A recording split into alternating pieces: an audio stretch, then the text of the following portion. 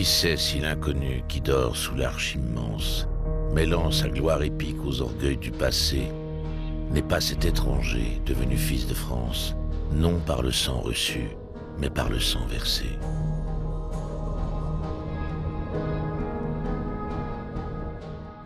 Le 8 février 1993, le caporal-chef Mariusz Nowakowski, polonais, légionnaire parachutiste du 2e REP, évacue une jeune femme blessée vers l'infirmerie de l'aéroport de Sarajevo.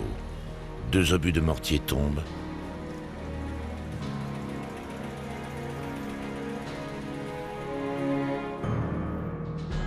Marius perd sa jambe gauche.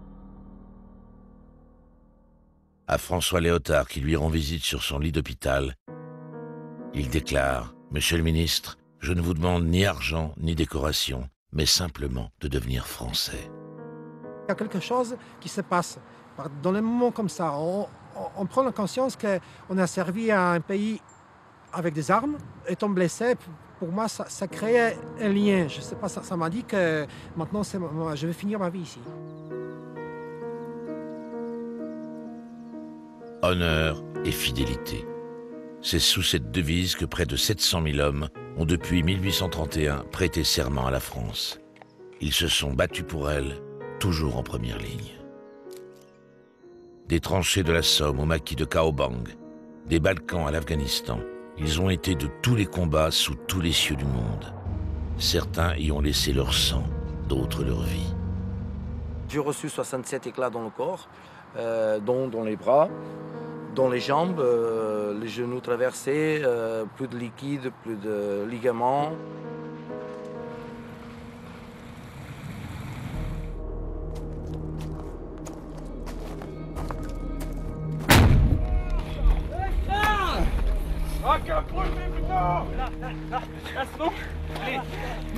Poussez-vous là, dégagez!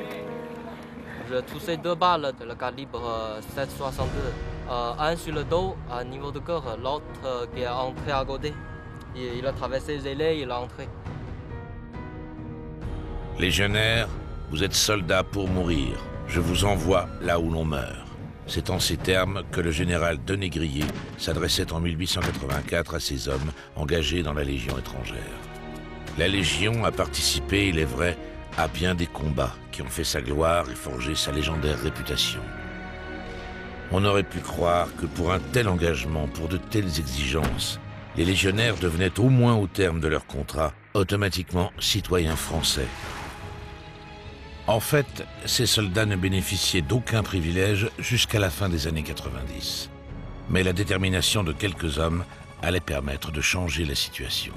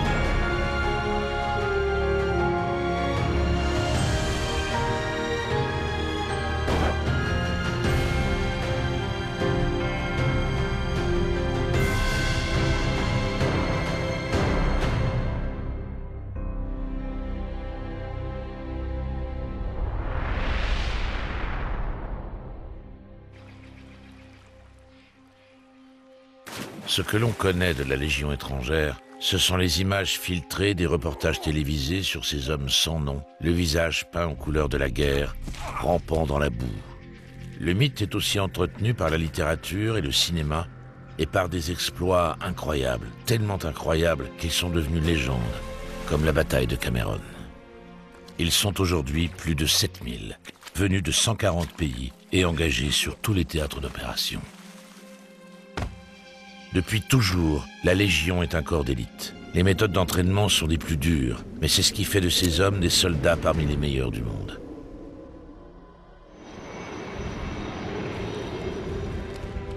Tous ceux qui ont combattu à côté d'eux en sont les témoins, des sables d'Irak aux montagnes afghanes.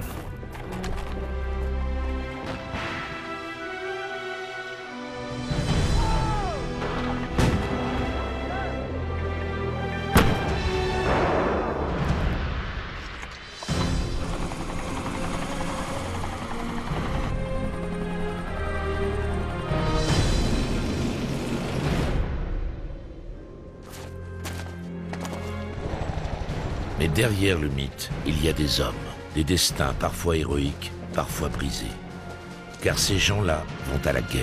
Le retour n'a pas été toujours facile, ni la patrie toujours reconnaissante pour ses engagés étrangers. Nous avions à l'époque, je pense, 30 à 40 dossiers à traiter. Et ça durait.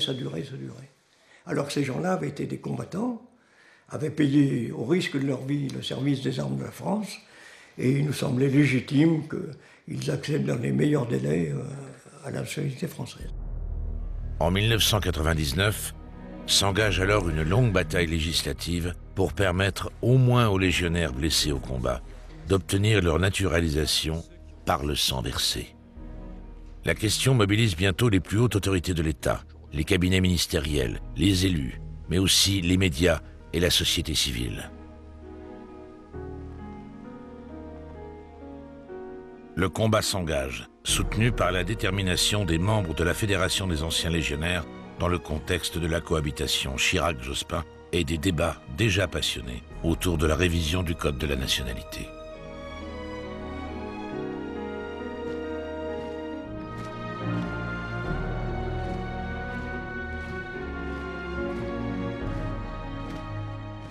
Il y avait 4 colonels et un major.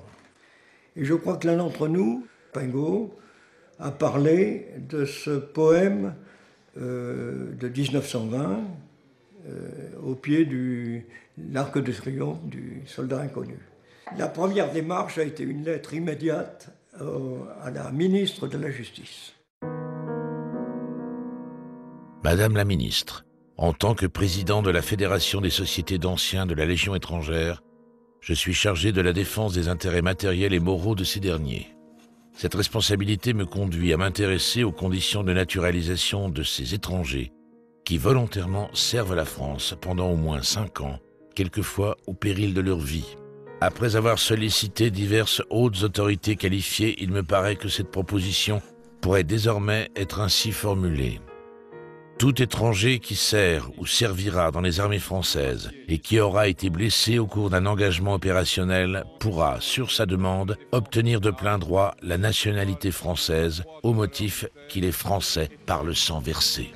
Engagé le 20 septembre 1993, le caporal-chef Hervé Brassier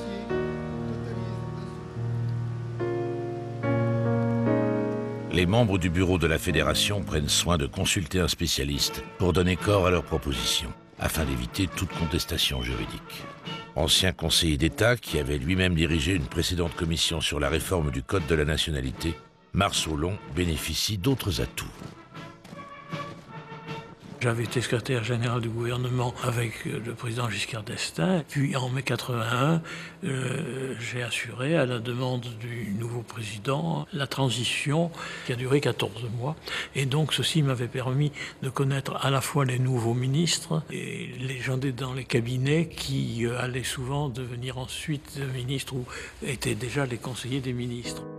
J'ai lu et j'ai écrit, excusez-moi pour mes mémoires, bref, ce 12 novembre 1998, en tant que président de la Fédération des sociétés d'anciens de la Légion étrangère, je déclenche par cette lettre les hostilités. La décision est prise d'impliquer le plus grand nombre, jusqu'au président de la République, qui dans un premier temps se montre plutôt favorable au projet. Sensible aux sentiments qui sont à l'origine de votre démarche, M. Jacques Chirac m'a confié le soin de vous remercier et de vous assurer que le sang versé pour que vive la France n'est pas oublié et mérite d'être reconnu. La visite des ministères n'a pas posé de problème jusqu'au niveau du ministre de la Justice, où les magistrats qui venaient de faire voter une loi sur la reconnaissance française du droit au sol, les droits au sol, ils ont dit un droit au sang, maintenant on ne va pas s'en sortir, donc ils ont ralenti l'affaire. Jean-François Picheral, sénateur PS et maire d'Aix-en-Provence, fait partie des premiers défenseurs du projet. Lui-même ancien de la Légion ayant servi comme médecin en Algérie sous les ordres du jeune lieutenant Coulon, il se fait le bras législatif du projet. Mais l'affaire traîne dans les cabinets et se heurte à une résistance de mauvais augure. Le général Coulon demande au sénateur Picheral d'intervenir auprès du ministère de la Justice, car les rumeurs parlent d'une véritable résistance à ce projet, au sein même du cabinet de la garde des Sceaux.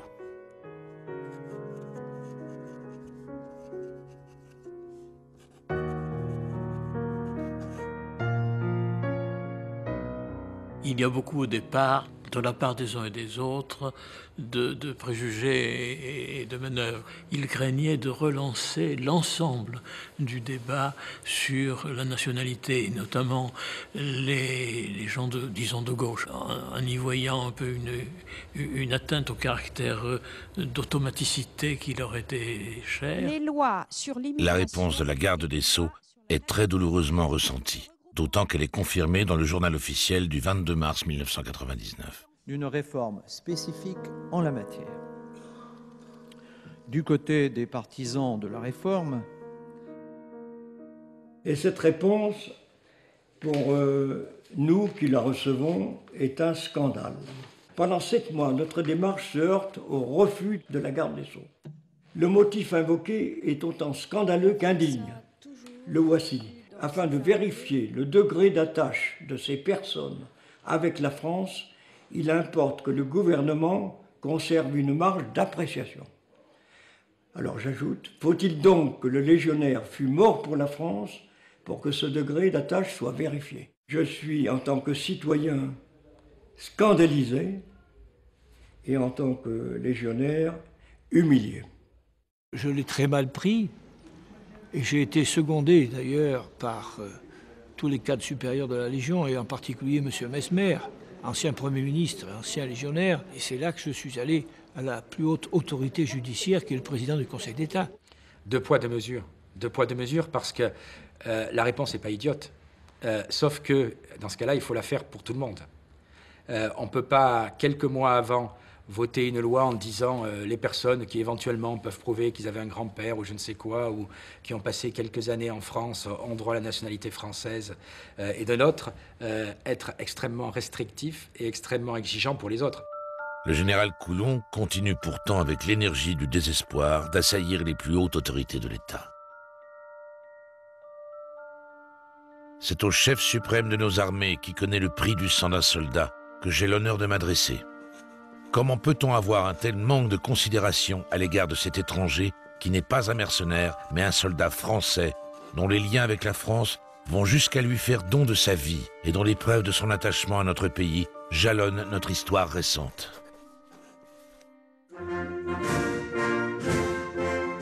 Dans le contexte de la cohabitation qui ne lui laisse pas toute sa liberté de manœuvre, le président Chirac refuse de lancer ses forces dans la bataille. Comme vous le savez, il appartient au gouvernement de formuler les projets de loi et aux parlementaires les propositions de loi. Dans son courrier du 16 février dernier adressé à M. Picheral, sénateur des Bouches-du-Rhône, la garde des Sceaux a indiqué qu'il n'était pas dans son intention de modifier la législation actuelle. Un nouveau courrier du ministère de la Justice confirme sa position sur cette affaire. Il n'apparaît pas opportun de créer une distinction supplémentaire entre un mécanisme d'acquisition de plein droit à la suite de blessures et le régime actuel de la naturalisation par décret. Ces soldats, pourtant, il y a 170 ans que la France peut compter sur eux. L'histoire de la Légion étrangère se confond avec les moments les plus glorieux ou les plus tragiques de l'histoire de France. Le mythe fondateur des légionnaires qui a nourri la littérature et le cinéma jusqu'à nos jours trouve ses origines dans la campagne du Mexique en 1863, quand une compagnie commandée par le capitaine d'Anjou, retranchée dans l'auberge de Cameron, tient en échec l'armée ennemie. Les 60 légionnaires remplissent leur mission en tombant les uns après les autres. À midi, le capitaine d'Anjou est tué d'une balle en pleine poitrine. À 2 heures, le sous-lieutenant Villain tombe, frappé d'une balle au front. À ce moment, le colonel mexicain rassemble ses hommes et leur dit de quelle honte ils vont se couvrir s'ils n'arrivent pas à abattre cette poignée de braves. L'assaut final est donné. Bientôt, autour de Maudet ne reste que 5 hommes. À un signal, ils déchargent leurs fusils à bout portant sur l'ennemi et se précipitent sur lui à la baïonnette. Le sous-lieutenant Maudet et 2 légionnaires tombent, frappés à mort. Les 60 hommes du capitaine d'Anjou ont tenu jusqu'au bout leur serment. Pendant 11 heures, ils ont résisté à 2000 ennemis, en ont tué 300 et blessé autant. La main en bois du capitaine d'Anjou, retrouvée quelques années plus tard sur le lieu du combat, est aujourd'hui conservée au musée de la Légion étrangère à Aubagne. Chaque année, le 30 avril, jour anniversaire de Cameron, cette relique monte la voie sacrée, portée par les plus vertueux des anciens. Ces vétérans ont été de toutes les guerres, y compris les plus récentes, dans lesquelles l'armée française s'interpose pour maintenir la paix, mais qui sont tout aussi périlleuses.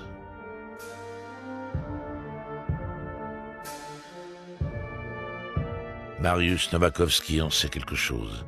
Légionnaire polonais parti à l'aventure après la chute du rideau de fer, il voit, du haut de ses 26 ans, la guerre comme un spectacle et croit bien faire en venant s'interposer entre 2 communautés en guerre, jusqu'à ce jour de février 1993, où sur le tarmac de l'aéroport de Sarajevo, sa vie bascule.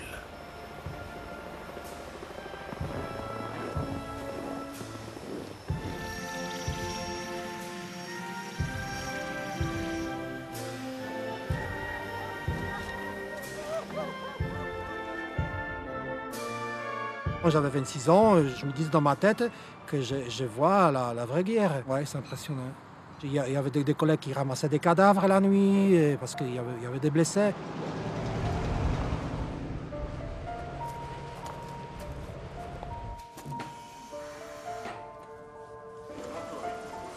Aéroport, c'était le seul endroit où les civils pouvaient passer pour aller chercher de la nourriture.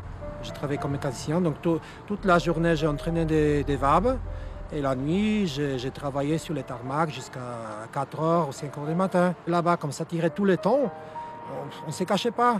Parce que d'abord on ne pensait pas qu'ils vont tirer sur nous.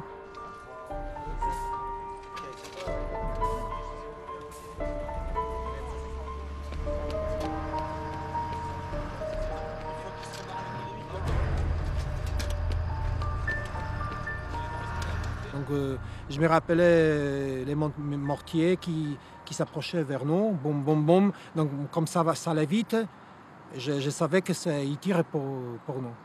Et ce que j'ai pu retrouver dans ma tête, c'est qu'apparemment, j'ai voulu courir vers l'infirmerie pour me sauver.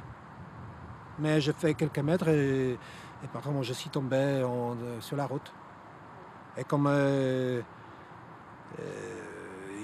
ils avaient toujours peur qu'il y aura d'autres blessés, donc ils ont interdit de sortir. Mais comme nos collègues nous ont dit par terre, donc ils sont sortis par l'infirmerie pour nous ramasser. Parce que si personne n'aurait venu me ramasser, j'aurais été mort. Parce que j'ai une artère fémorale qui était coupée, sectionnée. Donc il fallait faire ça 2-3 minutes, il fallait faire. À partir du moment où j'étais blessé, il fallait me ramasser en 2-3 minutes. Normalement, pendant 12 semaines, j'étais inconscient.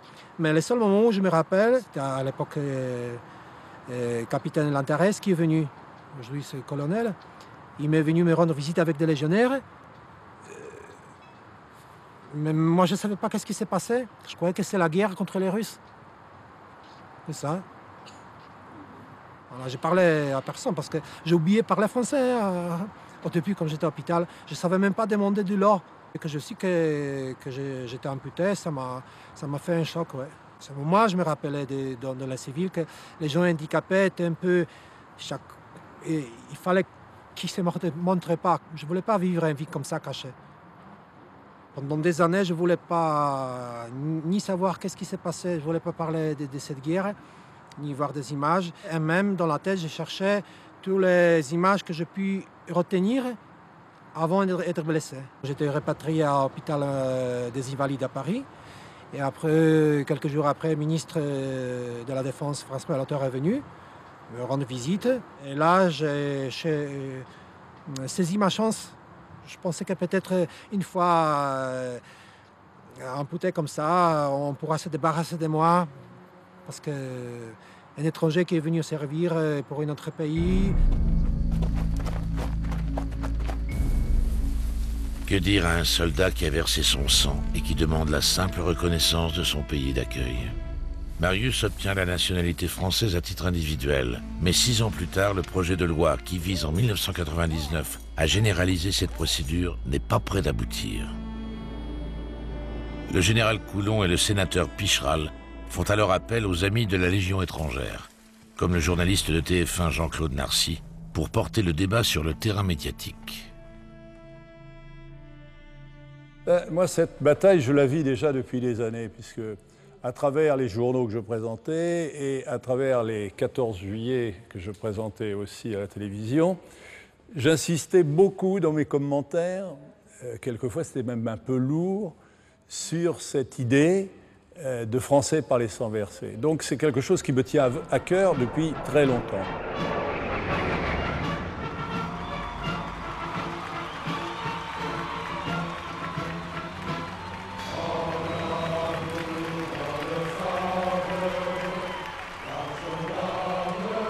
Mon argument, il est simple. Je pense que le comble de l'abnégation, c'est un homme qui appartient, je ne sais à quel trop pays ou quel continent, et qui accepte de donner sa vie pour un pays dont il n'est pas. Pour moi, c'est le comble de l'abnégation. Le Figaro a fait une œuvre exceptionnelle, exceptionnelle, qui a été déterminante. Et d'un seul coup, on a senti que tout passait de notre côté. La presse s'empare de l'affaire et la réponse des services du ministère de la Justice suscite de nombreuses réactions dans la société civile comme chez les politiques. Ce sera un été très chaud pour le ministère de la Justice. La décision que vous venez de prendre, refusant la naturalisation de plein droit des légionnaires blessés au combat, est stupéfiante et scandaleuse. Humainement injustifiable, elle relève également d'une appréciation politique erronée de la nationalité, d'un aveuglement dogmatique fondé sur une confusion inacceptable. Alors là, il s'est produit un petit épisode qui a compromis pendant un certain temps l'accord. Pierre Messmer, 2-3 jours avant son rendez-vous, il a explosé sur cette question du degré d'attachement à la France. Alors, Madame Guigou, de son côté, est montée sur un grand chevaux. L'opposition méprisante à cette demande légitime que manifeste en toute occasion la garde des Sceaux et son administration est incompréhensible. Leurs arguments juridiques sont d'une faiblesse insigne.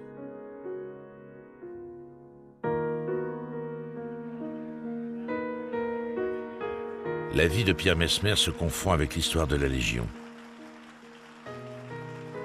En rejoignant le général de Gaulle à Londres en 1940, il demande à être affecté à la Légion étrangère. « Je voulais faire la guerre avec des gens sérieux », explique-t-il. 6 mois plus tôt, la 13e demi-brigade de la Légion étrangère avait en effet battu les troupes allemandes à Narvik, l'une des seules victoires des Alliés en ce début de guerre. Ces hommes sont les légionnaires qui investissent la capitale du fer norvégienne après 36 heures de combat. Il combat aux côtés des légionnaires dans les sables de Bir Hakeim et les gardera dans son cœur jusqu'au dernier jour de sa vie, disant d'eux qu'ils ne pouvaient rien en attendre, hormis leur courage.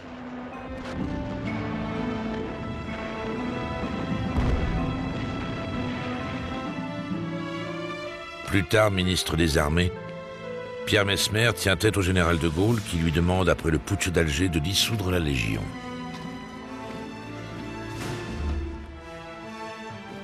Avec une telle histoire, comment aurait-il pu accepter les prises de position du ministère de la Justice ? Il serait temps qu'en France, on se prie de vergogne à connaître aussi mal la vieille Légion. Compagnons, j'ai voulu vous parler de ces choses et dire en 4 mots pourquoi je vous aimais. Lorsque l'oubli se creuse au long des tombes closes, je veillerai du moins et n'oublierai jamais. Si parfois, dans la jungle où le tigre vous frôle et que n'ébranle plus le recul du canon, il vous semble qu'un doigt se pose à votre épaule, si vous croyez entendre appeler votre nom, soldat qui reposait sous la terre lointaine et dont le sang versé me laisse de remords, dites-vous simplement, c'est notre capitaine qui se souvient de nous et qui compte ses morts.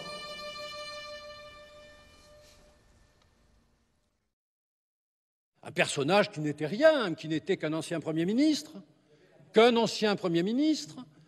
qui avait été officier de la Légion étrangère, combattant au feu, que cet ancien Premier ministre, M. Messmer, pour ne pas le nommer, demandait rendez-vous au garde des Sceaux, mais que le garde des Sceaux était débordé, il ne pouvait pas le recevoir. Effectivement, et M. Messmer était obligé de s'adresser à l'opinion publique. Si vous vous étiez renseigné, M. Cohesgen, vous auriez su que j'ai fixé un rendez-vous à messieurs Picheral, au général Coulon et à M. Messmer. Quelle n'a pas été ma stupéfaction, 2 jours avant un rendez-vous fixé depuis 2 mois, que de découvrir le 6 septembre, dans le Figaro, d'abord un article intitulé « Élisabeth Guigou déçoit la Légion », alors que précisément la réunion faite pour débattre de ce sujet n'était pas encore tenue, et de surcroît, de découvrir, hélas, une interview de M. Messmer qui affirmait que j'opposais le mépris en toute occasion aux demandes des légionnaires. Alors, quand un ancien Premier ministre se permet, vis-à-vis d'un ministre de la République, 2 jours avant un rendez-vous fixé depuis 2 mois, de tenir de tels propos, eh bien, en effet, j'ai indiqué à M. Picheral que je pensais que dans ces conditions, il valait mieux en effet que notre rendez-vous se déroule avec M. Picheral, avec le général Coulon, s'il souhaitait venir, bien entendu.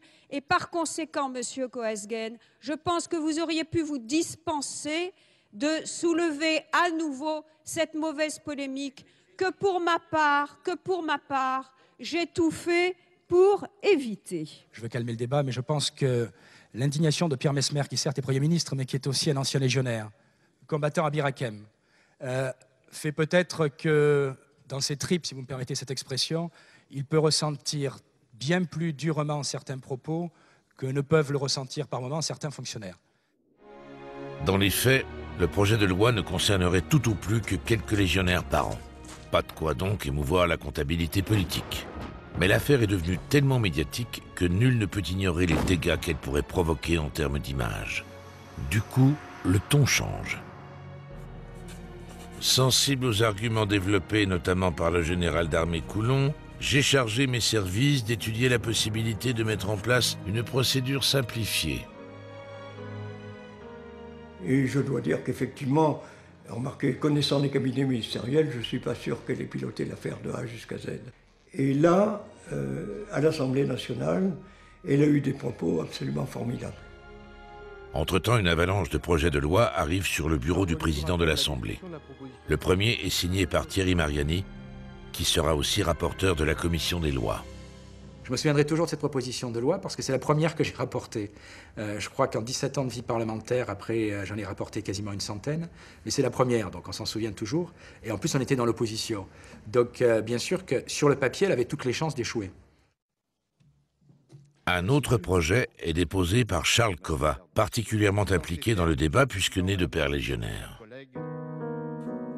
Mon général, au mois de juillet dernier, je vous avais exprimé mon intention de déposer une proposition de loi modifiant les conditions d'acquisition de la nationalité française pour les militaires étrangers servant dans l'armée française. Ce texte a été enregistré récemment à la présidence de l'Assemblée nationale avec le soutien de l'ensemble du groupe RPR. Signé Charles Cova, fils de légionnaire. Pour éviter de retarder sa parution, le projet soutenu par la Fédération des sociétés des anciens de la Légion étrangère prévoit aussi que le décret de naturalisation se fasse directement sur proposition du ministre de la Défense. Le président Chirac décide finalement d'intervenir lui aussi.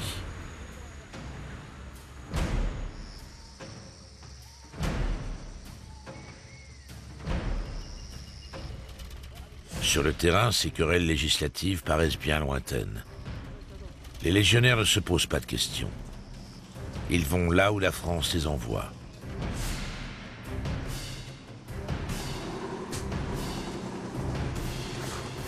C'est l'histoire de ce légionnaire portugais, qui en 2003 aurait pu laisser sa peau sur la ligne de séparation en Côte d'Ivoire, où les troupes françaises s'interposent pour éviter une guerre civile. En arrivant sur place, on a vu que ça tirait de tous les côtés. Le chef section il a décidé d'envoyer 2 groupes déborder les dispositifs ennemis. Pendant ces débordements, on a reçu des tirs d'armes légères, plus des tirs de mortiers.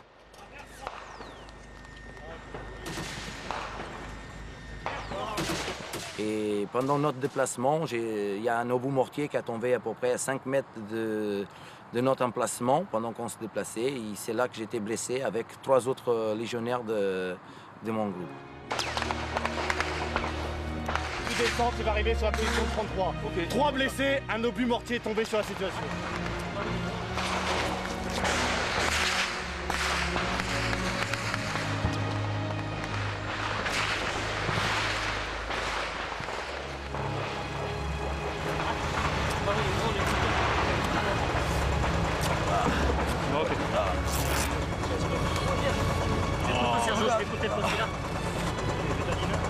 Bon, mais ça on peut rien faire, on est obligé d'attendre Roxane. Vous croyez que vous allez les pompiers?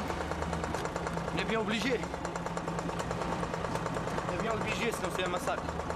Au départ, dans l'action, on ne sent rien.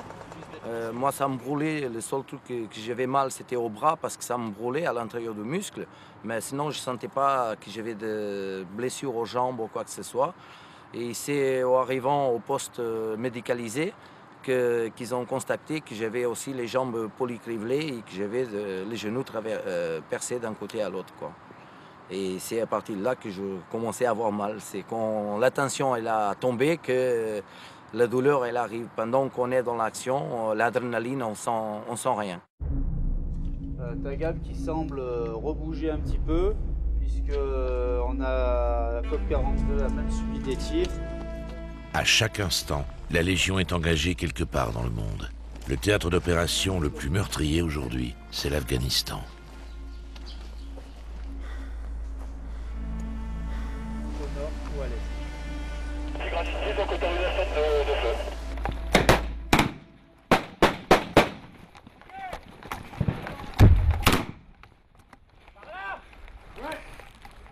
Ils sont en face. Mais je sais pas où, je les ai pas vus. Continuez, continuez, allez, allez, allez.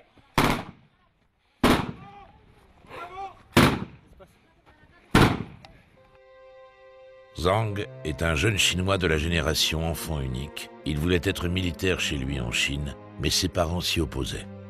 On ne dit pas non aux parents chez nous, confie-t-il avec innocence. Il vient en France, où il s'engage dans la Légion étrangère, réalisant ainsi son rêve. Je suis volontaire pour aller à Afghanistan. Le métier militaire, c'est moi qui ai choisi. Pour un militaire, c'est pas, il faut aller pour voir c'est comment les combats, c'est comment la guerre. C'est pas juste devant l'ordinateur jouer le Call of Duty. Je me suis blessé à 9 mai 2010. C'est pendant une opération de patrouille.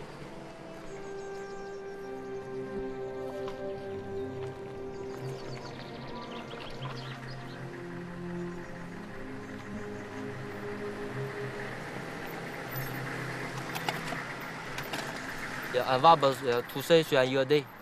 Et nous, tout de suite, on a parti pour sortir les victimes, pour sécuriser les camarades. Et quand on a sorti les victimes, il y a des ennemis cassés dans la forêt et village à côté. Il nous vit, tout de suite, il nous tirait. Quand je sortis la victime, pendant même pas 5 minutes, je toussais. Après, c'est le camarade qui m'a porté.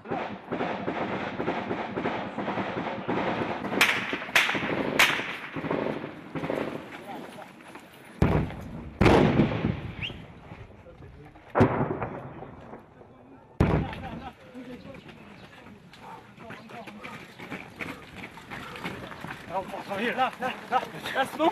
Allez, poussez-vous, là, dégagez. J'ai passé 3 semaines à l'hôpital de Kaboul. Là-bas, je fais la première fois opération. Après, je retournais la France. Je restais à l'hôpital de Percy à Paris. Je reste là-bas 1 mois et demi pour prendre deuxième opération. Respectons aussi cela. 10 ans auparavant, en décembre 1999, à l'Assemblée nationale, la proposition de loi de la Fédération des anciens légionnaires semble enfin aboutir. De l'emploi et de la solidarité. Aujourd'hui, je suis fière de soutenir la proposition de la Commission des lois qui a repris le texte de la proposition présentée par Robert Gaillat, qui depuis longtemps travaille sur ce sujet, et par le groupe socialiste. Madame la garde des Sceaux, quel art pour la récupération. Je suis admiratif devant tant de talent.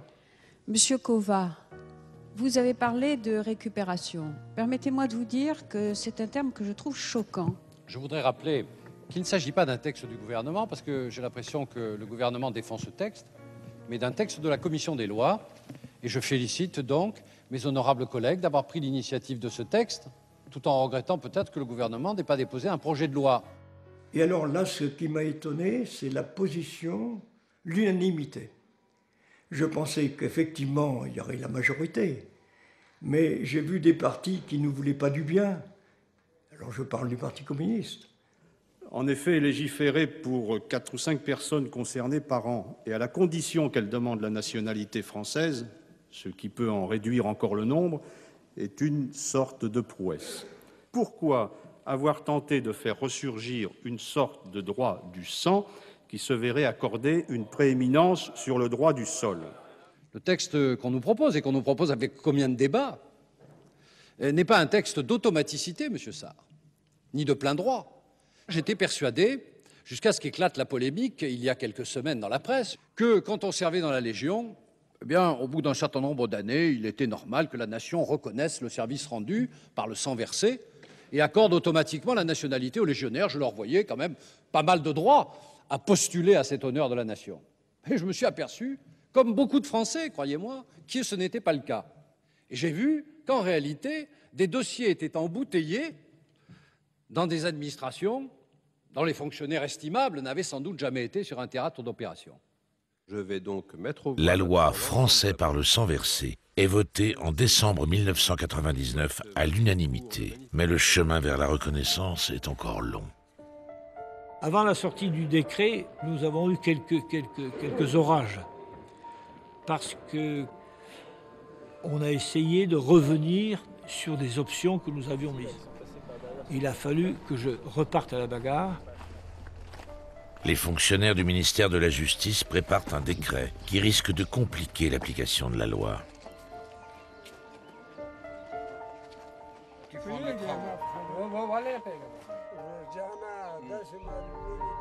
Voici près de 2 mois que le texte est bloqué à l'administration de la justice.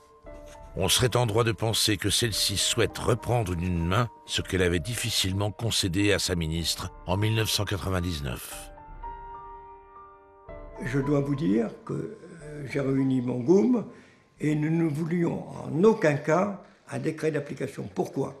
Parce que nous avons le sentiment qu'à ce moment-là, certains auraient pris une partie de ce qui avait été prévu dans la loi. Enfin, en rajoutant des impératifs ou des obligations qui auraient un peu limité cette loi. Et là, je dois reconnaître que j'ai eu un appui total et qu'il n'y a donc pas de décret d'application.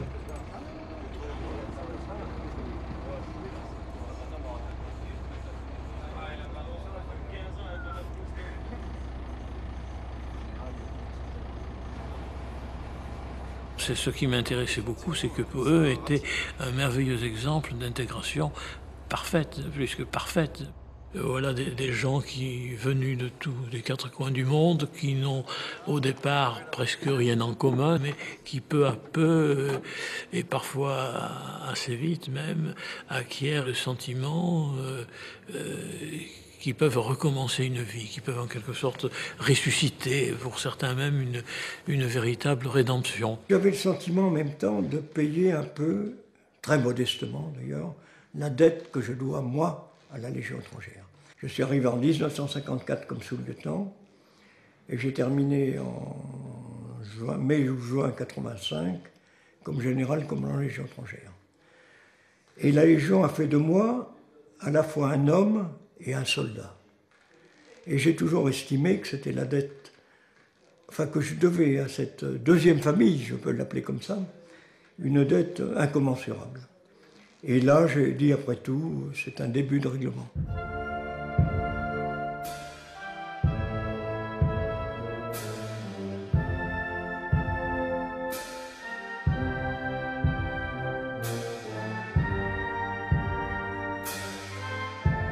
Le légionnaire Mariusz Nowackowski, le premier à avoir demandé la nationalité française par le sang versé, a contribué à changer l'histoire. Ce fils de forgeron polonais, parti un jour conquérir le monde, a reçu son certificat de nationalité de la main du ministre de la Défense dans les salons du Sénat français. C'était en 1993 et la loi n'existait pas encore. Lui était très très fier que ça soit lui qui soit la cause de tout. Et c'est la première phrase que je lui ai dite d'ailleurs dans les salons du Sénat.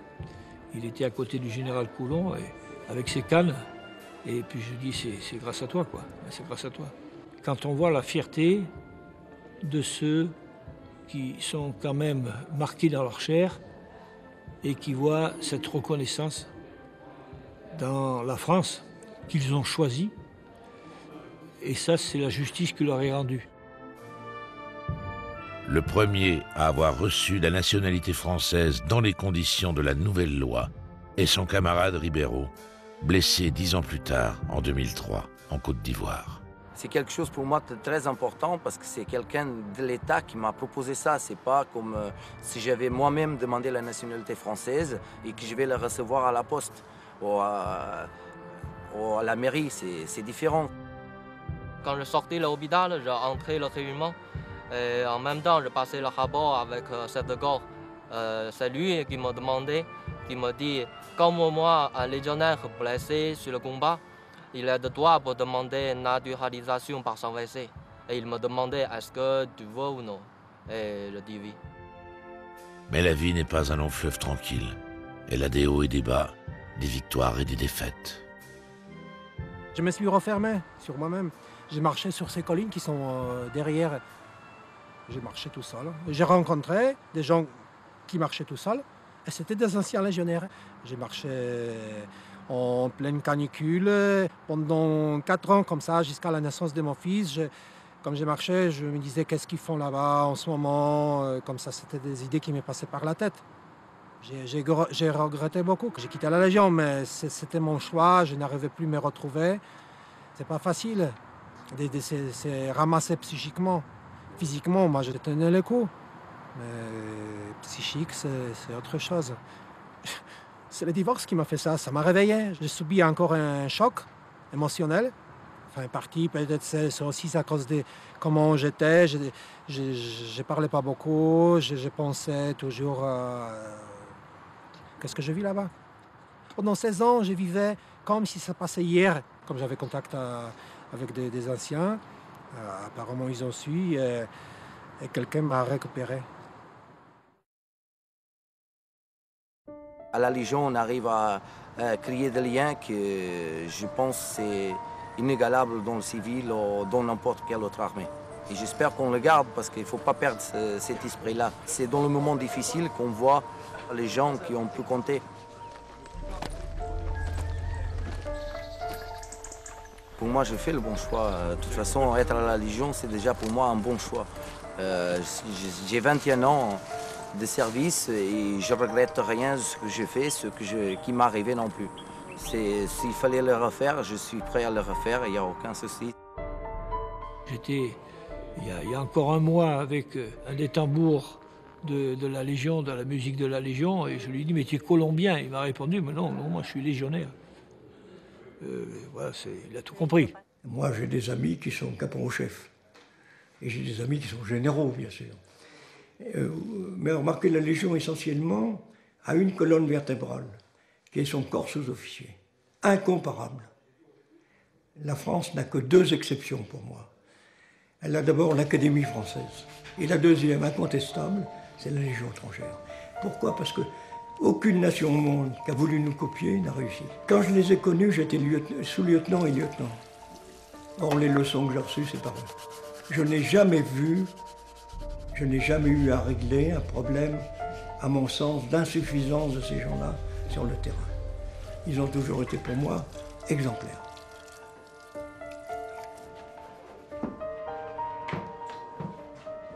Tous les 14 juillet, entre 2 opérations, ils défilent, facilement identifiables avec leur képi blanc ou béret vert, et suscitant toujours autant l'admiration.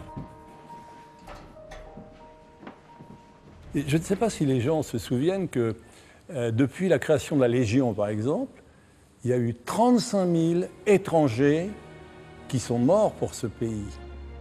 Et tous n'ont pas eu la reconnaissance, c'est-à-dire tous ne sont pas devenus français pour autant.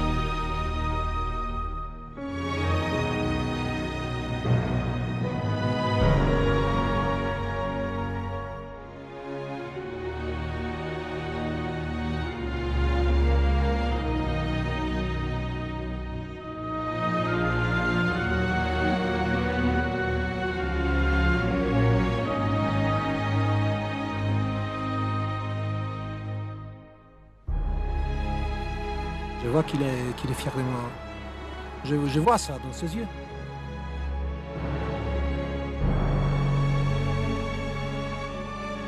Pendant toutes ces années, j'y étais quelque part. Parfois, je venais au Cameroun, mais j'avais comme si, on dirait que j'avais un nuage sur mes yeux. Et maintenant, cette brume est partie.